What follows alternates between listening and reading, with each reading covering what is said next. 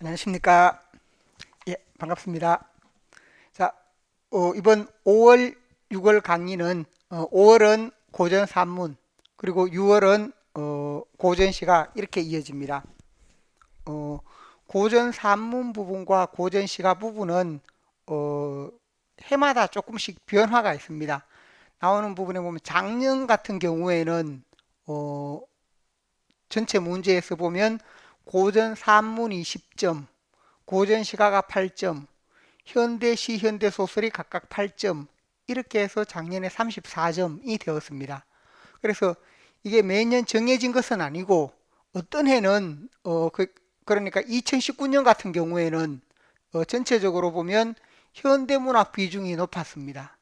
현대문학 비중이 높아서 현대 고전과 현대를 합쳐서 거의 20점에 해당되고, 그 다음에 고전 부분은 14점에 해당되는 부분으로, 그래서 고전 비중이 약하고 현대문학 비중이 강조되는 그런 형태로 나왔는데, 작년의 경우에는 대체로 균형은 맞췄는데, 균형은 맞추면서도 작년에 보면 고전 산문 분야 비중이 어쨌든 10점으로 전체 고전이 18점, 그리고 현대가 16점, 이렇게 나왔습니다. 그 전에와 비교하면 그 전의 경우에 현대가 20점, 그 다음에 고전이 14점 이렇게 나왔는 부분에서 비교해 보면 좀 차이가 크게 나타납니다.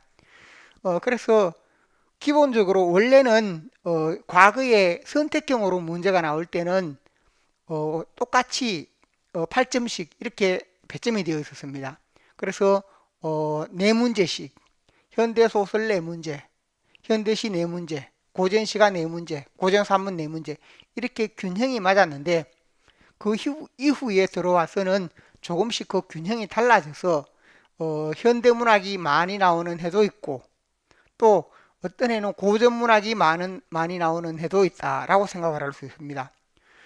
그래서 2019년의 경우를 생각을 해보면 현대 부분이 강조되었기 때문에 우리가 현대 부분을 좀 강화해서 공부를 해야 되겠구나라고 생각을 했는데, 또 지난해 보면 지난해는 오히려 고전 부분이, 그래 전체적으로 균형은 맞았지만 고전 산문 부분이 오히려 조금 더 강조되는 그런 면이 있었습니다. 그래서 전체적으로 보면 균형을 맞춰서 이렇게 하는 것이 바람직하다라고 생각을 합니다.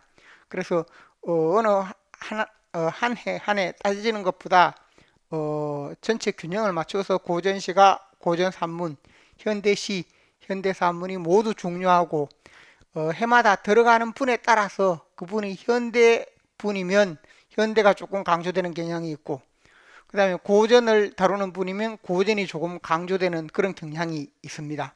그래서 그 점 정도는 참고하시면 좋겠습니다. 그래서 고전 시가나 고전 산문의 경우에도 전체적으로 보면 그 4분의 1, 우리가 문학으로 봤을 때 8점, 8점에서 혹은 그보다 좀 적을 수도 있고 많을 수도 있는데 8점 정도 비중을 차지하고 있다라고 생각을 하시면 되겠습니다. 그 다음에 고전의 경우에 우리가 제가 그 자료 부분에서 기출된 부분, 지금까지 어떤 부분이 기출됐는가 해서 문학사 관련 고전 산문 하위 갈래 이 세부 내용을 다 제시를 해놨습니다. 이 부분에서 보면 창작 부분까지 제시가 되어 있고, 현재 이 강의 부분은 이 강의를 듣게 되면 제가 3, 4월에 했는 기출 문제 부분도 함께 제시가 될 겁니다. 그래서 그걸 함께 파악을 해서 보시면 좋겠습니다. 그래서 기출 문제 부분을 함께 고려를 해야 우리가 그 시험에 잘 대비를 할 수 있습니다. 그런데 고전 부분을 보다 보면 제가 지난주에 이렇게 해서 고전 부분 문제를 내기도 하고 그랬는데 그 부분을 좀 채점을 해보고 그렇게 하니까 여러분이 고전의 경우에 소설이라든지 이런 부분에서 그 전체 줄거리나 아니면 내용 파악 이런 부분이 안 되는 경우가 많습니다. 그래서 어떤 부분이 중요하고 그 다음에 그것이 왜 중요한 의미를 지니는가라고 했을 때 그 부분을 잘 이해를 해야 됩니다. 그것은 우리 문학사 도표 부분과 관련지어서 제가 여러 번 강조를 했는데, 문학사 도표 부분에서 보면 어떤 시대적인 특징이 있다라고 할 때 그 시대적인 특징, 특히 조선 후기 부분에 나타나는 작품들은 근대적인 요소 부분과 관련되는 부분들이 아주 중요합니다. 그래서 그냥 단순하게 이야기 자체가 아니라 그 이야기가 지니고 있는 어떤 의미들을 파악하는 게 그만큼 중요한데 우리가 그래서 그런 의미들을 지문을 보면서 아 이것이 어떤 의미를 지니는구나 라는 것을 잘 생각을 해볼 수 있습니다. 그래서 제가 과거에도 고전 소설 부분을 문제를 내보면 예를 들면 흥부전 부분에서 놀부가 박을 타는 부분이 있습니다.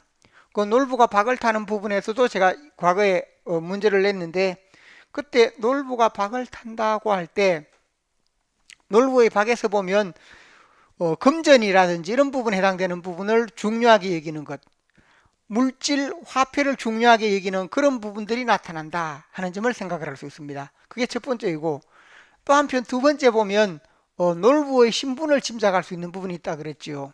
놀부의 신분을 짐작할 수 있는 부분. 놀부가 과거에 너희 아버지가 3대째 우리 집 종이었다. 이런 말이 있다든지 아니면 상전을 모셔라. 이렇게 하는 부분에서 놀부의 신분을 짐작할 수 있습니다.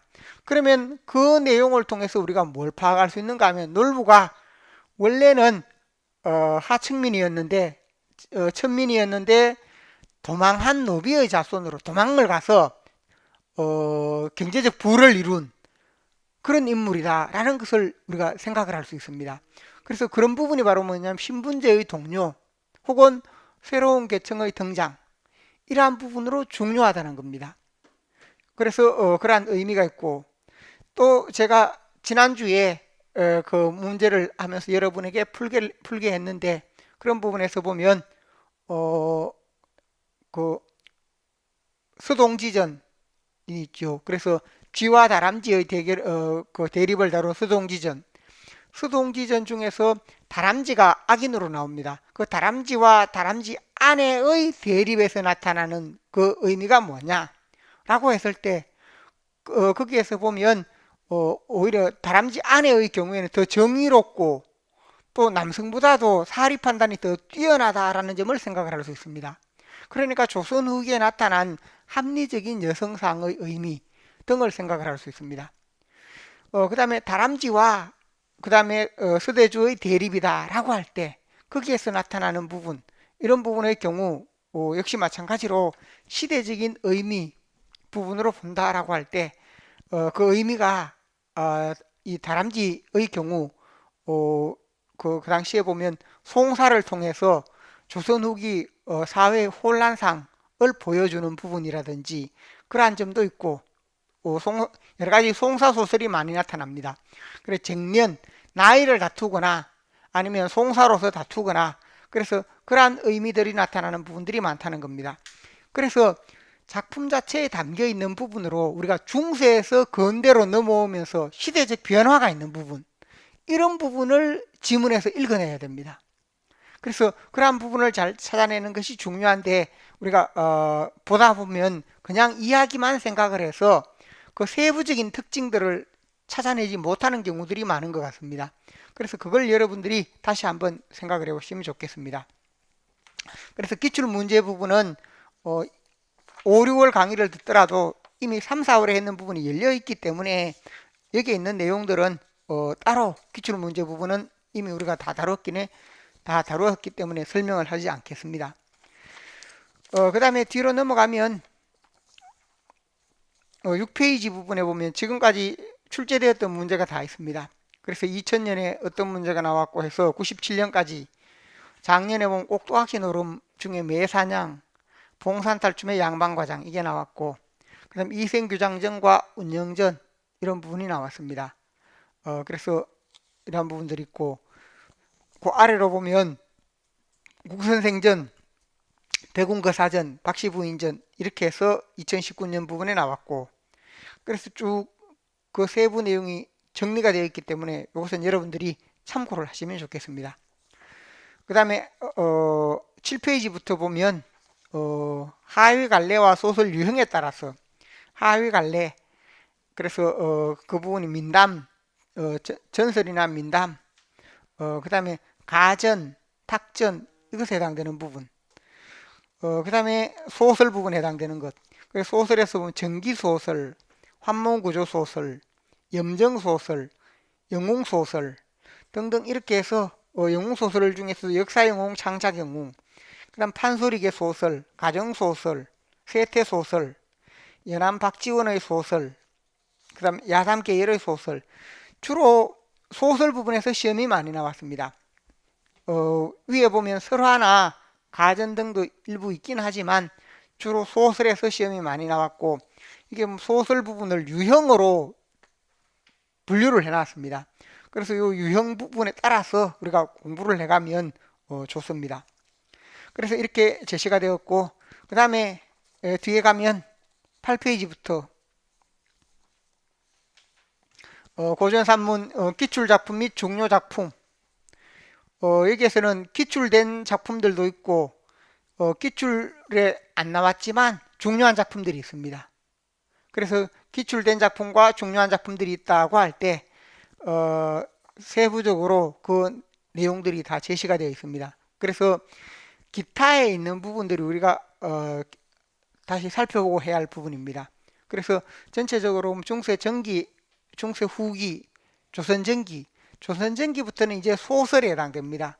그래 전기소설에 해당되는 부분이라든지, 그다음 영웅소설, 환몽구조, 가정소설, 판소리계 소설, 그 다음에 염정소설, 세태소설, 이렇게 해서 뒤로 넘어가면 박지원의 소설, 그 다음에 야담계열의 소설, 고전희곡 이런 식으로 배열이 되어 있는데, 역시 강의에서 전개하는 내용은 이 부분에 따라서 진행을 하도록 하겠습니다.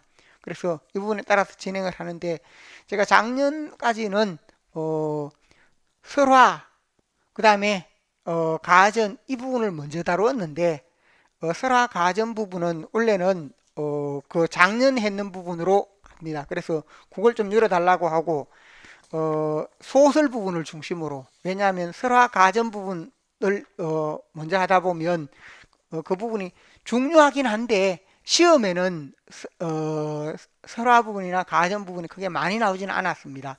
그러니까 소설 작품에 초점을 맞추어서 나올 수 있는 소설 작품을 좀 더 중요하게 여기는 것이 좋겠다 생각을 해서, 그래서 설화나 혹은 가전에 해당되는 부분은 간단하게 강의가 된 부분이 있기 때문에 그걸 통해서 다루고, 직접적인 내용은 소설 중심으로 그렇게 다루도록 합니다.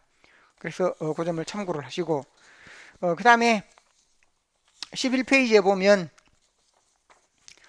우리가 고전 소설을 볼 때 그 부분을 묶어서 제시를 해놨는데, 의인체 소설이라든지 전기소설, 환몽구조, 영웅소설, 사회소설, 판소리 계열의 소설 등등 이렇게 세부적인 내용이 다 있습니다.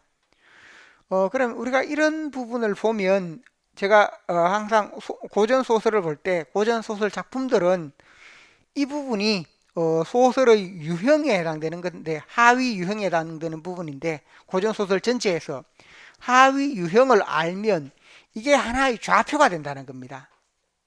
예를 들면 여러분이 알고 있는 작품 중에 구운몽 하면, 구운몽이라고 할 때 구운몽이 어떤 소설 유형에 해당됩니까? 구운몽은 우리가 첫 번째 환몽구조 소설이다. 환몽구조 소설이 있고, 그 다음에 기이한 내용을 담고 있는 전기소설이다 라는 면이 있습니다. 그 다음에 또 영웅소설의 특징이 있습니다. 또 염정소설의 특징이 있습니다. 염정소설은 연애소설. 그러니까 구운몽의 경우 환몽구조다 할 때 이 부분 자체로 보더라도 현실로 이루어진 그런 구조이구나. 그 환몽구조 중에서도 우리가 이것이 몽유록 계열인가 몽자류 계열인가에 따라서, 여기서 보면 현실, 꿈, 현실인데 이것은 몽자류 계열이기 때문에 구운몽으로 몽자류 계열이다 보니까 어떤 현실에서 어떤 인물이 꿈속에 다른 인물이 되어서 어떤 일을 겪다가 뭔가 깨달음을 얻고서 현실로 돌아오는 내용이겠구나. 이게 환몽구조 기본적인 특징입니다. 전기라고 할 때 이때 전할 전자의 기자, 기는 기할 기자입니다. 전기라고 할 때 기할 기자이기 때문에 이 기의 경우는 어떤 의미를 지니는가? 기라고 했을 때 기한 것, 즉 꿈의 이야기, 꿈속의 이야기, 꿈에 해당되는 부분이나 혹은 거기에서 무언가 신통력을 부린다든가 도수를 부린다든가 하면 그런 내용들은 기에 해당됩니다. 그러니까 이 기에 해당되는 부분은 귀신이나 천상이나 용궁이나 이런 내용에 해당되는 것이 모두 기에 해당되는 겁니다. 그러니까 그런 이야기를 담고 있다. 이 부분 속에서 그래서 여기서는 꿈과 관련된다든지 뛰어난 능력을 발휘한다든지 이런 부분이 있습니다. 그럼 영웅소설이다 할 때 영웅소설에서는 영웅의 일대기 구조를 지니는 작품이 있고 그 다음에 또 영웅적 인물이 등장하는 작품이 있습니다. 영웅 일대기는 아닌데 영웅적 인물이 등장하는 것. 예를 들면 전우치전 같은 경우에는 영웅의 일대기는 아닙니다. 그런데 이 작품은 영웅의 일대기, 영웅의 일대기를 담고 있다라고 할 수 있습니다. 그래서 양소유의 경우 태어나는 부분부터 시작해서 보면 성공하는 부분까지의 이야기에서 영웅 일대기 구조가 나타나 있다 하는 점을 생각을 할 수 있습니다. 일부 결여된 부분도 있지만 양소유의 삶은 영웅적인 이런 부분에 해당됩니다. 그럼 염정소설이라면 이 영웅과 관련지어서 남녀의 사랑에 관한 이야기도 많은 부분을 차지한다. 영웅과 그 여러 여인들에 대한 이야기도 많은 부분을 차지한다. 라는 것을 우리가 생각을 할 수 있습니다. 그러니까 이런 부분들이 제가 방금 이야기했듯이 여기 있는 부분에 앞에서 봤죠. 환몽구조라고 하면 여기서 3번에 있습니다. 현실 꿈 현실로 이어지는 소설이고 액자구조로서 꿈의 요소가 있어야 하고 꿈의 기능에 따라 몽유록 몽자르계로 나눠진다. 그래서 이런 부분이 또 이것의 환몽구조라고 할 때 이것의 근원이 되는 설화는 무엇이다. 그러니까 이걸 알고 있으면 구몽이 지니고 있는 환몽구조 특징 우리가 어떤 작품에 대해서 자세히 모르더라도 이 부분만 보더라도 쉽게 알 수 있습니다. 두 번째 전기소설, 작년에 시험에 나왔습니다. 전기소설이라고 할 때 주인공이 제자 가인이다. 여기 2번에 있죠. 주인공이 제자 가인이다 하면 아름다운 뛰어난 남성, 아름다운 여성입니다. 화려하고 아름다운 문체, 낭만적인 내용, 남녀의 사랑이라는 그런 낭만적인 내용을 주로 담고 있다. 또 기라고 하면 기이한 내용, 꿈, 도술, 신선. 그러니까 여기에서 이런 부분 마찬가지다. 여기도 내용에서 낭만적인 내용, 또 남녀의 사랑에 관한 내용 이런 걸 다 담고 있습니다. 그러면서 기이한 내용이다 라고 할 수 있고 그럼 또 4번 영웅소설이다 라고 할 때 영웅일생 유형구조가 나타나고 영웅적 인물의 행위가 나타나거나 영웅일생 유형구조를 지닌 소설 그래서 영웅일생 유형구조가 나타나는 그런 작품도 있고 그렇지 않으면 영웅일생 유형구조를 지니기도 하고 혹은 영웅적 인물의 행위만 나타나기도 한다라고 했습니다. 그래서 주인공이 뛰어난 능력을 지니고 있다든지 또 이것은 소설 중에 신성소설, 세속소설로 나누면 신성소설의 대표적인 유형이다라는 의미로 이렇게 설명을 할 수 있습니다. 그 다음에 염정소설이라고 할 때 아래 보면 남녀 간의 사랑을 소재로 한 소설이다. 천생연분 또는 주인공의 선택에 의해서 그 사랑의 성향이 구분이 된다 하는 점 이런 내용들이 있습니다. 그러니까 작년 시험에서 나왔던 부분 우리가 잘 알듯이 이생규장전이나 혹은 운영전 이런 작품은 운영전을 먼저 생각해 보면 운영전의 경우에 환몽구조, 현실 꿈 현실의 의미를 지니고 있다. 또 염정소설이다. 전기, 꿈을 바탕으로 전기소설이다. 이런 세 가지가 연관이 있습니다. 이생규장전 마찬가지입니다. 이생규장전의 경우에도 환몽구조 중에 몽유록 계열에 해당된다. 전기소설이다. 또 염정소설에 해당된다. 두 작품이 모두 이 세 가지 특징은 공유하는 겁니다. 그것만 알고 있더라도 우리가 그 작품이 대체로 어떤 특징을 지닌 작품이다라는 것을 알 수가 있다는 겁니다. 그래서 제가 우리가 고전소설 작품도 작품 자체가 많습니다. 그 다음에 우리가 일반적으로 줄거리를 알고 있고 전체 흐름을 알고 있는 작품도 있지만 또 우리가 모르는 작품들도 많습니다. 그래서 기본적으로 고전 소설의 경우에도 우리가 그 줄거리가 어떻게 진행이 되는가, 그 다음에 담고 있는 내용 중에 근대성의 요소가 무엇인가, 그 다음에 그 소설 어떤 하위 유형에 해당되는가, 이걸 미리 알고 그 작품에 대해 접근하면 훨씬 쉽게 공부를 할 수 있습니다. 그래서 이런 유형의 특징을 제가 따로 이렇게 제시를 해놨기 때문에 이 부분을 참고를 해서 보시면 좋겠습니다. 자, 고전 소설 부분에서 우리가 앞으로 공부하는 부분을 먼저 다루었는데, 고전 소설 부분은 우리가 설화에서 가전, 가전에서 소설 이렇게 이어지는 특징이 있습니다. 그래서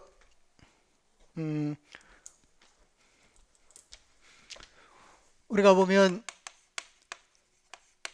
설화에서 가전, 가전에서 이렇게 소설로 이어져서, 이 소설로 이어질 때는 소설은 바로 하위 유형으로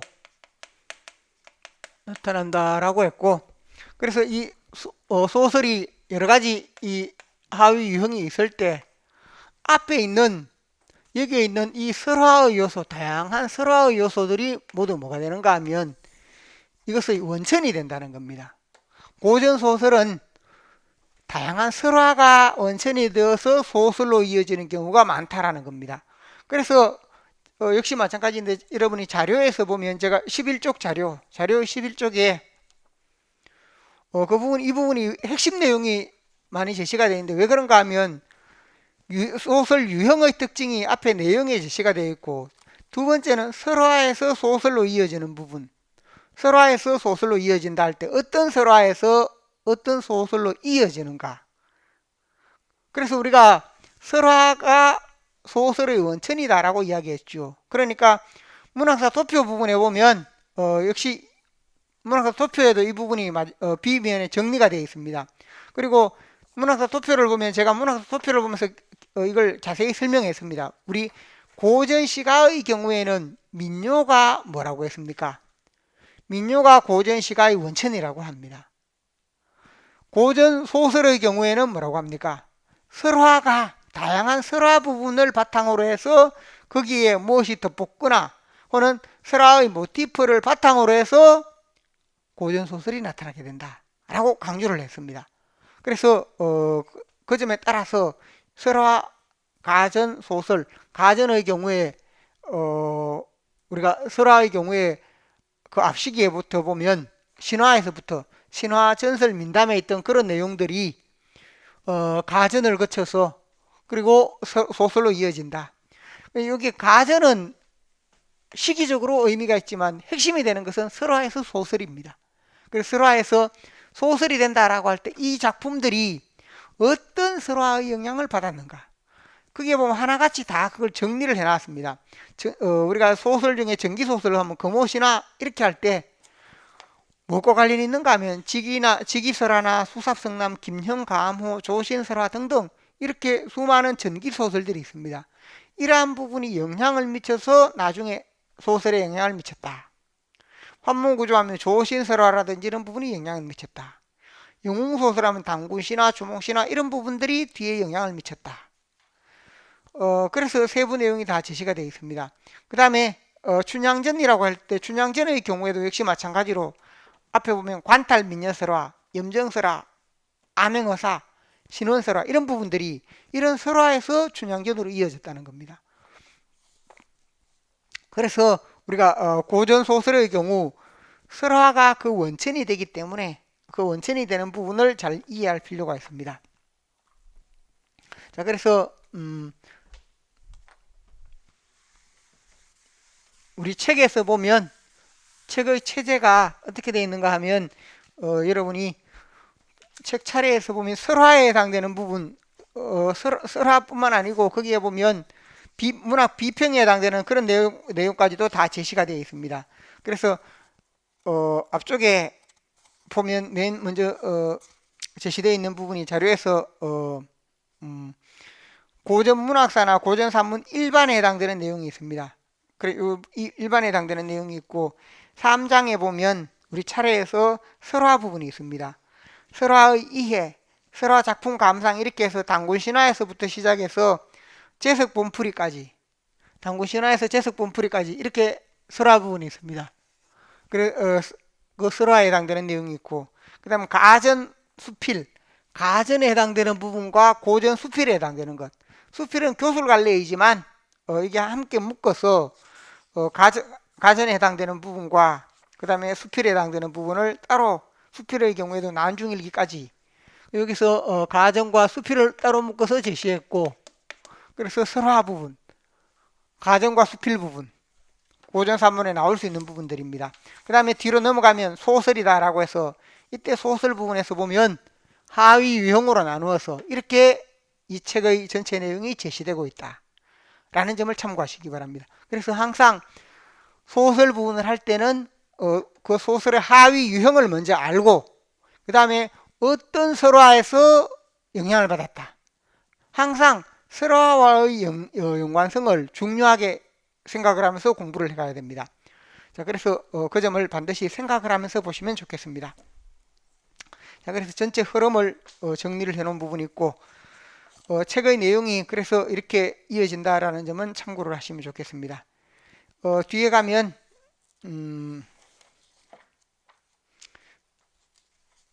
고전문학사 부분이 있는데, 고전문학사라고 해서 우리가 원시 고대 문학 부분부터 시작해서 이 문학사의 경우에는 문학사 부분이 열려 있는 부분으로 아마 문학사 부분이 강의가 열려 있었을 겁니다. 그래서 중세 전기, 중세 후기 이렇게 해서 세부적인 내용이 있고, 그 다음에 근대 이행기 문학 이렇게 해서 조선 전기 중기의 경우 소설이 처음 나타났다.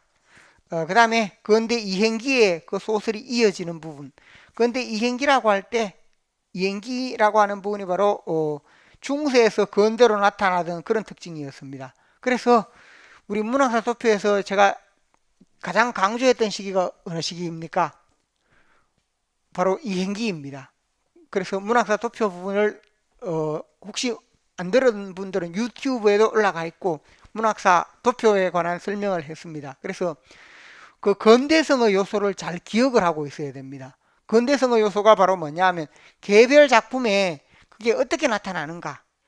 그래서 고전문학사 부분에서 조선 후기 작품의 경우에 어떤 근대성의 요소가 나타나는가. 이 근대성의 요소가 시험에서는 가장 중요합니다.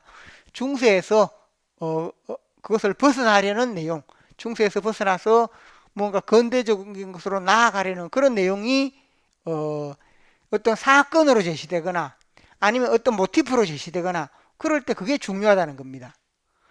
그래서 특히 조선 후기에 나타나는 작품들은 우리가 바로 근대성의 요소, 그 근대성의 요소가 바로 뭐냐, 시대적 의미입니다. 시대적인 의미. 중세의 전통적이고 가부장적이고 그 다음에 그 왕에 대한 충성에 젖어 있는 그런 내용에서 벗어나서 무언가 지배층을 비판하면서 새로운 곳으로 나아가려고 하고, 그 다음에 신분제의 동료가 나타나고, 또 새로운 흐름을 끊임없이 드러낼 때 남녀 관계에서도 가부장제보다는 여성의 우위라든지 여성의 합리적인 능력을 보여준다든지 이런 부분들이 중요하다는 겁니다. 그래서 그러한 내용을 우리가 작품을 읽으면서 발견하고 찾고 그 의미를 이해하고 이런 부분들이 중요하다 하는 점을 생각하시기 바랍니다. 자, 그래서 설화에서 가전에서 소설로 이어지는데 우리가 대체로 보면 이 부분 자체가 설화 시기를 소설이다 이렇게 주장하는 경우도 있었습니다. 그래서 설화 시기를 소설이다라고 주장하는 것은 수의전을 바탕으로 해서 10세기 정도가 소설이 나타났다 이렇게 설명하는 부분입니다. 이렇게 하는 부분이 있었고, 가전이 소설이다라고 주장하는 경우가 있습니다. 가전의 경우, 가전체 이런 부분은 가전체가 나타나는 것은 가전체 국순전이나 이런 부분들이 국선생전에 나타나는 것이 12세기, 12에서 13세기인데 이때가 소설이 나타났다 이렇게 설명하는 경우가 있고, 그 다음에 금오신화 부분이 우리 최초의 소설이다라고 해서 금오신화의 경우 15세기이죠. 1400 1460년 70년 이때가 돼서 금호신화의 경우가 있습니다. 그래서 이런 부분들이 소설이다라고 해서 우리 최초의 소설이 언제인가라고 할 때 어쨌든 우리 소설에서는 이 부분을 최초의 소설로 보고 있다라고 제가 문학사 도표를 할 때 다 설명했습니다. 그래서 문학사 도표에서 보면 고전 소설 부분이 문학사 도표에서 전개될 때 고전 소설 부분에 보면 점선으로 된 부분이 있습니다. 점선으로 된 것은 뭐라고 했습니까? 서사문학이기는 해도 소설은 아니라는 겁니다. 그래서 그게 점선으로 되어 있을 때 신화, 전설, 민담은 다 점선으로 되어 있죠. 실선으로 되어 있는 게 소설입니다. 실선으로 되어 있는 부분은 첫 작품이 뭡니까? 실선으로 된 첫 작품이 뭐죠? 금호신화라는 겁니다. 그래서 금호신화가 바로 최초의 소설이다. 그래서 문학사 도표에서 제가 그걸 했을 때 왜 점선이 있고 실선이 있는데 고전 소설사 부분에서는 점선으로 된 것은 그 부분은 서사 관리이긴 한데 소설로 보기에는 좀 어려운 부분들은 그래서 야담이라든지 이런 부분도 일부 점선으로 되어 있습니다. 그래서 소설이다 아니다라는 논란이 있기 때문입니다. 실선으로 되어 있는 부분은 소설이다 라고 할 수 있습니다. 그래서 거기에 따라서 세부 내용을 이해하시면 좋겠습니다. 자, 그래서 이 부분 대표적인 것은 수의전, 국순전, 그 다음에 금호신화 이렇게 이어져서 각각 우리 소설사에서 소설이 어느 시기에 발생했다라고 해서 각각 주장하는 부분이 있는데 우리 소설의 발생은 금호신화에서 발생했다라는 게 우리의 통설입니다. 그래서 그 점을 이해하시면 좋겠습니다. 책에서 보면 92쪽에 설화 부분에 해당되는 내용이 있습니다. 설화 세부적인 작품을 따로 살펴보지는 않더라도 설화라고 할 때 설화는 뭔가? 설화의 경우 일정한 구조를 지닌 꾸며낸 이야기.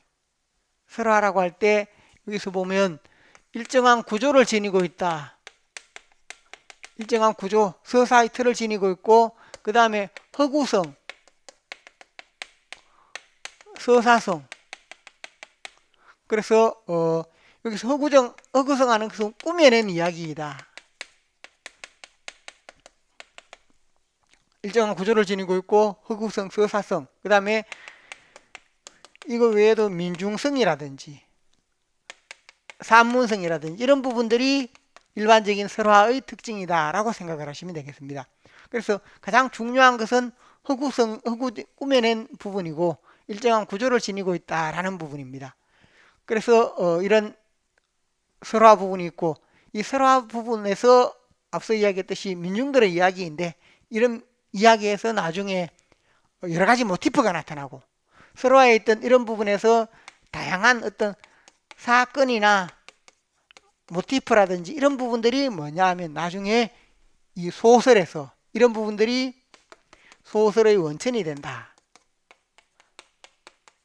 그렇기 때문에 제가 앞에서 11쪽에서 어떤 소설 유형이 있다라고 할 때 그 소설 유형의 어떤 설화들이 원천이 된다라는 것을 이렇게 밝혀놨습니다.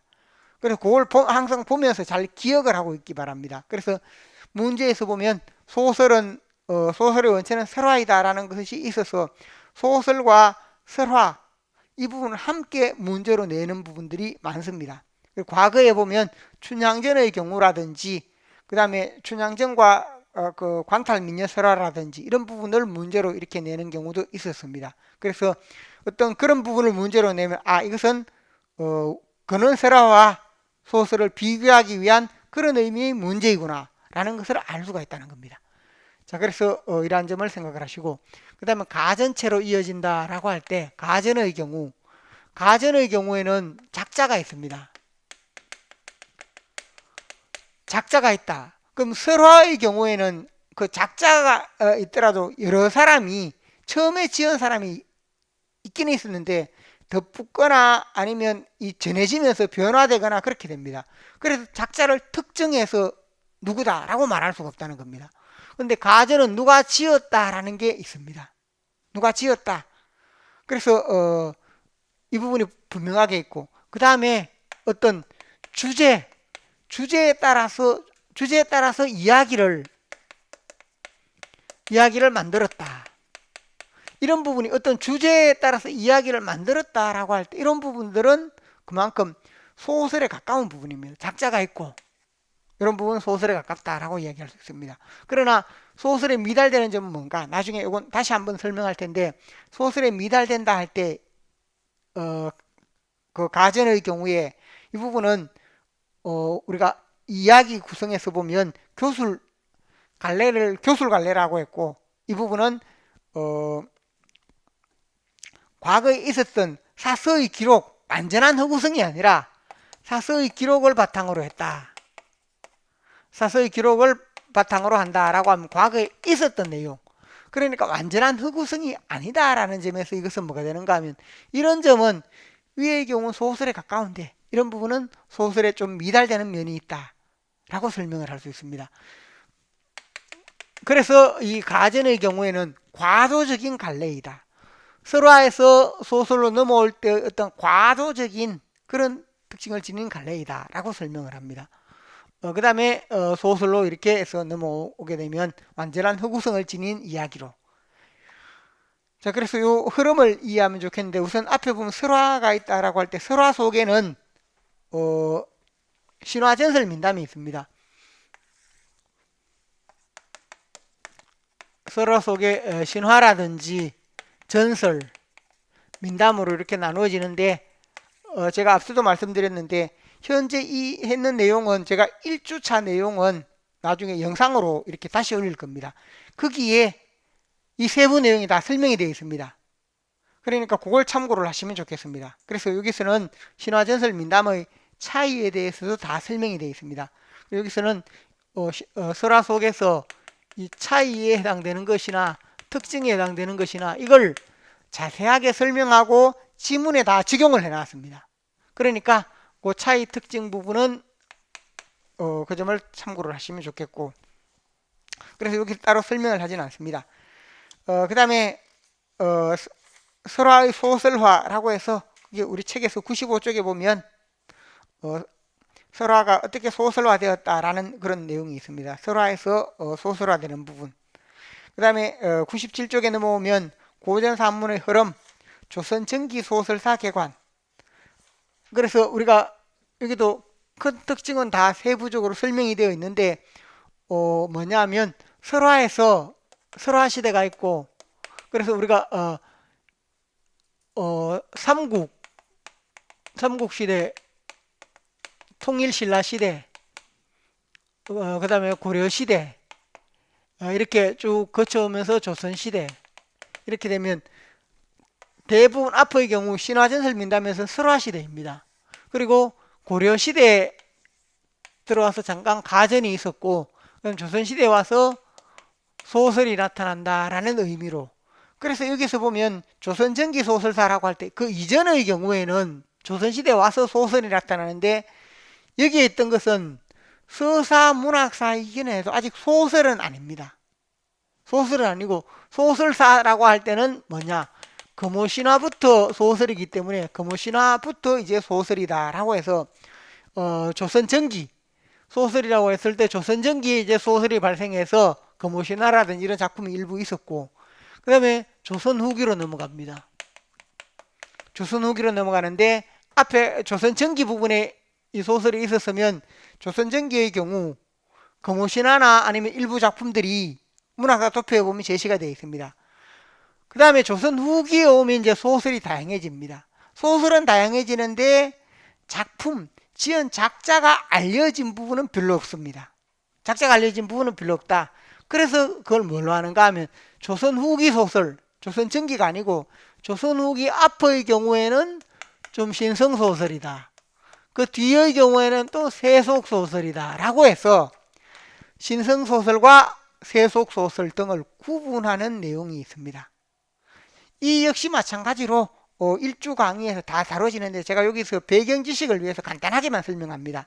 그래서 중심이 되는 것은 어디까지나 소설 부분이기 때문에 그래서 여기 그 특징 부분은 이 앞부분에 세부적으로 다 다뤄집니다.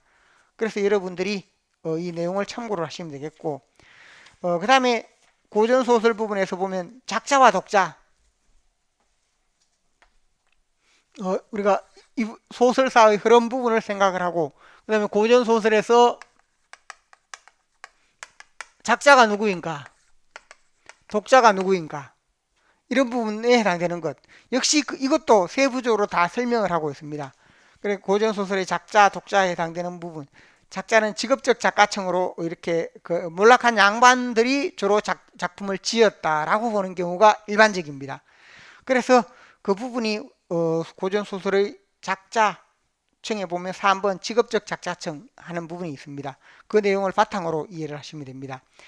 그 다음에 독자의 경우 주로 여성들이다라는 내용도 역시 세부적으로 제시가 되어 있습니다. 그래서 작자, 독자에 해당되는 내용.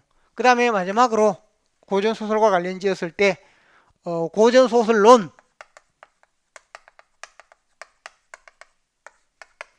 고전소설에 해당되는 부분에서 고전소설에서 유통과 관련되는 내용. 그래서 소설론의 전개 부분을 먼저 다루고 고전소설론의 이게 가치를 따지는 부분입니다. 그래서 그 부분에 해당되는 내용도 고전소설을 배격할 것인가, 가치를 인정하는가 해서 2번이 조선시대 전체에서 보자면 고전소설을 배격했다라는 내용이 있습니다. 그렇지만 조선 후기에 들어오면 일부 사람들에 의해서 전체 시대에는 고전소설의 가치를 배격했는데 일부 사람들에 의해서 고전소설의 효용적 가치를 인정한다 라고 해서 여기서도 소설을 배격하는 것과 일부 인정하는 것, 이런 내용이 있습니다. 그래서 이 부분에 해당되는 것도 역시 마찬가지로 첫 주에 다뤄지기 때문에 참고를 하시면 좋겠습니다. 그 다음에 그 뒤에 넘어가면 소설의 여기서 보면 유통과 관련되는 부분이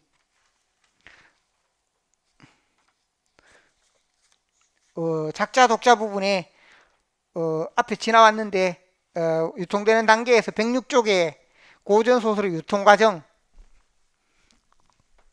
그래서 앞부분에 작자 독자 부분에 유통과정이라고 해서 106쪽에 그 부분이 있습니다. 그래서 이런 부분들은 여기에 있는 이런 부분들이 1주 강의에서 제가 첫 주 강의를 올린다고 했습니다.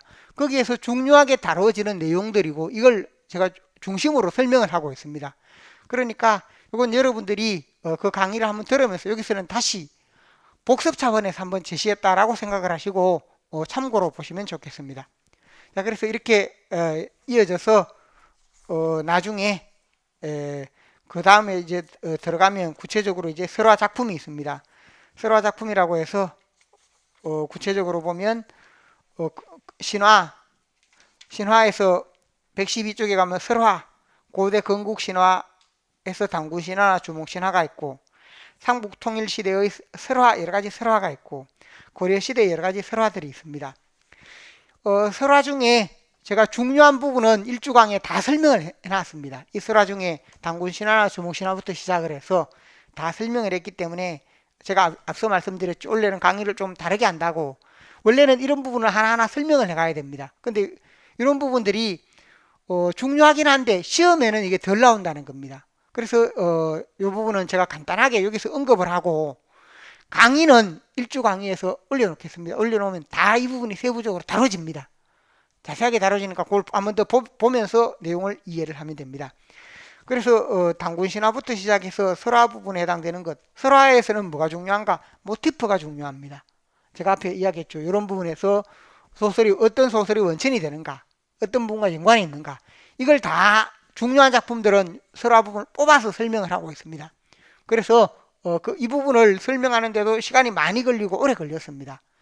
그러다 보니까 고전 소설 부분을 오히려 자세하게 설명하는 게 더 중요하기 때문에, 그래서 이것은 영상으로 작년에 했는 게 자세하게 했는 부분이 있기 때문에 원래는 소설 작품 하나라도 더 이렇게 하는 게 훨씬 중요하겠다 싶어서 이 부분은 간단하게 축약해서 앞에 1주 강의 이런 게 다 다뤄진다라는 것을 설명하는 겁니다.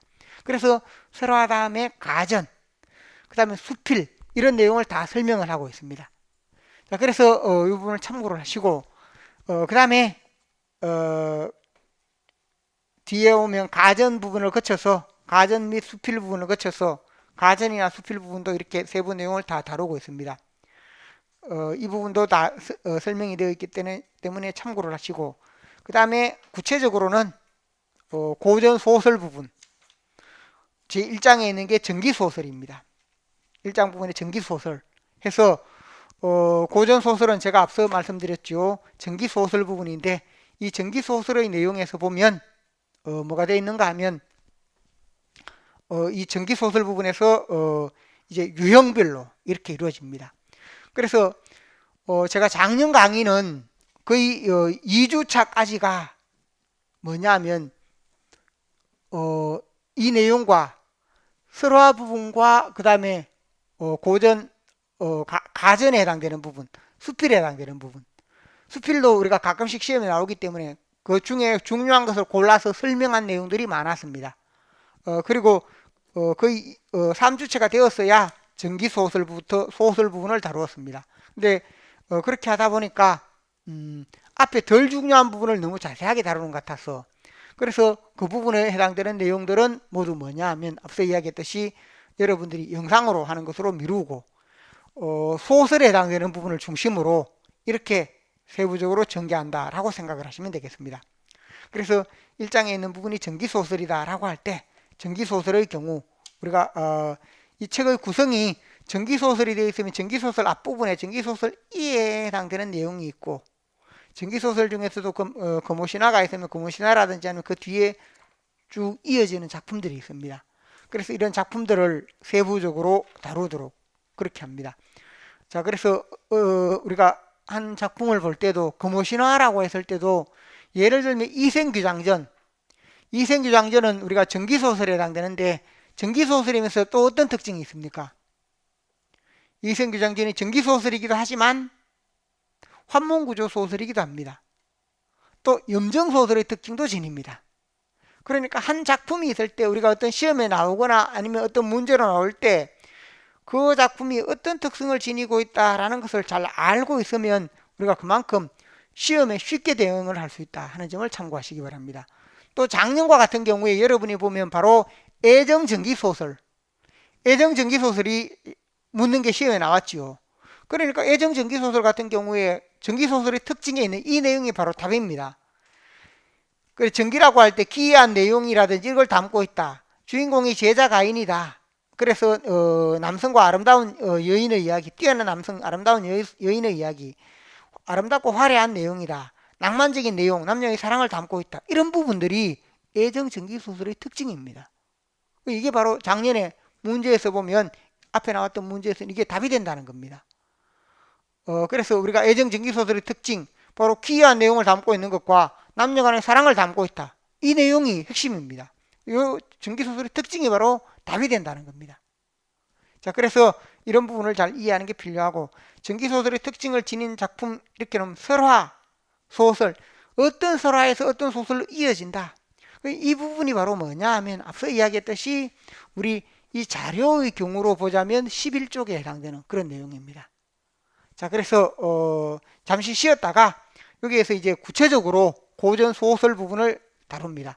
제가 여기 칠판에 간단하게 설명했는 부분은 예전 강의로 치면 이게 거의 2주에 가까운 내용, 2주에 가까운 내용인데, 구체적으로 물론 그 작품 속에서는 설화가 있으면 설화를 여러 작품을 다루었고 설명을 합니다. 하나하나를 설명을 합니다. 가전이 있으면 가전 역시 마찬가지입니다. 중요한 작품이나 수필도 몇몇 중요한 것은 다 설명을 했습니다. 그래서 거기에 해당되는 부분은 강의를 따로 올려달라고 제가 요청을 하겠습니다. 그래서 그것은 여러분이 집에서 해도 좀 덜 중요한 부분이니까 집에서 해도 되고, 원래는 강의 내용을 바꿔서 소설 하나하나, 우리 책에 보면 많은 소설이 실려 있습니다. 이 하나하나에 대해서 좀 더 세부적이고 자세하게 다루는 것을 목표로 한다 라고 해서 그렇게 강의를 진행하도록 합니다. 자, 잠시 쉬었다 하도록 하겠습니다.